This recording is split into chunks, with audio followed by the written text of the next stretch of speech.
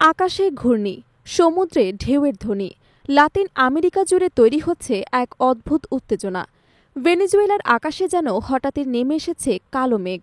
কারণ মার্কিন president Donald Trump সম্প্রতি নির্দেশ দিয়েছেন, কুয়েতে নির্মিত ঘাঁটিতে মোতায়েন করা হবে আধুনিক F-35 স্টেলথ যুদ্ধবিমান।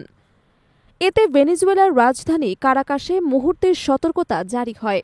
প্রেসিডেন্ট নিকোলাস মাদুরো জানান, প্রায় 3,40,000 সৈন্য সর্বদা প্রস্তুত থাকবে এবং তাদের হাতে রয়েছে আরও 8 মিলিয়নের বেশি রিজার্ভ ফোর্স এবং মিলিশিয়া। আল জাজিরার প্রতিবেদনে উঠে এসেছে এক সামরিক প্রস্তুতির তথ্য। তবে এই প্রস্তুতির আড়ালে লুকিয়ে আছে অজানা এক ভয়। মার্কিন সংবাদ মাধ্যম CNN একাধিক সূত্রের বরাতে জানিয়েছে, ওয়াশিংটন ইতিমধ্যেই লাতিন আমেরিকার কিছু প্রভাবশালী মাদক চক্রকে নার্কো টেররিস্ট বা মাদক সন্ত্রাসী সংগঠন হিসেবে চিহ্নিত করেছে। এর জেরে অঞ্চল জুড়ে আবারও উত্তেজনা ছড়িয়ে পড়েছে।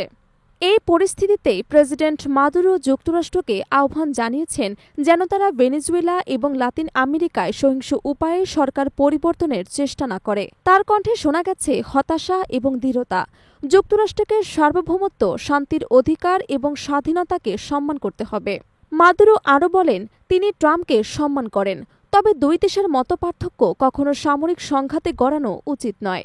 ভেনেজুয়েলা সবসময় সংলাপ এবং আলোচনার জন্য প্রস্তুত, কিন্তু বাস্তব দৃশ্য এর চেয়ে অনেক ভয়ঙ্কর। ক্যারিবিয়ান সাগরে ভেসে উঠেছে বিশাল এক মার্কিন নৌবহর। সেখানে রয়েছে 7টি যুদ্ধজাহাজ, 4,000-এর বেশি মেরিন সেনা এবং পারমাণবিক শক্তিচালিত সাবমেরিন। পরিস্থিতি আরও ঘোলাটে হয়ে ওঠে যখন ভেনেজুয়েলার দুটি AF-6 যুদ্ধবিমান মার্কিন ডেস্ট্রয়ারের কাছাকাছি চলে আসে। মুহূর্তেই বেড়ে যায় উত্তেজনা। পরে ট্রাম্প সতর্ক করে বলেন, মার্কিন নৌবাহিনী হুমকির মুখে পড়লে ভেনেজুয়েলার যুদ্ধবিমান গুলি করে নামানোর অনুমতি ইতোমধ্যেই দেয়া হয়েছে। এর আগে যুক্তরাষ্ট্র ভেনেজুয়েলার একটি স্পিডবোট উড়িয়ে দেয়। দাবি করা হয় সেটি কুখ্যাত অপরাধী সংগঠন ট্রেন দে আরাগুয়া এর মালিকানাধীন এবং এতে নিহত হয় 11 জন। কিন্তু কারাকাস পাল্টা জবাব জানায়, ঘটনাটি আসলে বিচার বহির্ভূত হত্যা, যেখানে নিহতরা ছিল বেসামরিক নাগরিক। আন্তর্জাতিক বিশেষজ্ঞরাও এর বৈধতা নিয়ে প্রশ্ন তুলেছেন। এখন একদিকে শক্তিশালী মার্কিন বাহিনী, অন্যদিকে সতর্ক ভেনেজুয়েলা। আকাশ, সমুদ্র আর সীমান্ত জুড়ে যেন ছড়িয়ে পড়েছে যুদ্ধের গন্ধ। তবে প্রশ্ন উঠছে, এই অন্ধকার সময় কি সত্যিই নতুন আলো বয়ে আনবে, নাকি লাতিন আমেরিকা নামবে এক নতুন সংঘর্ষের অতল গহ্বরে?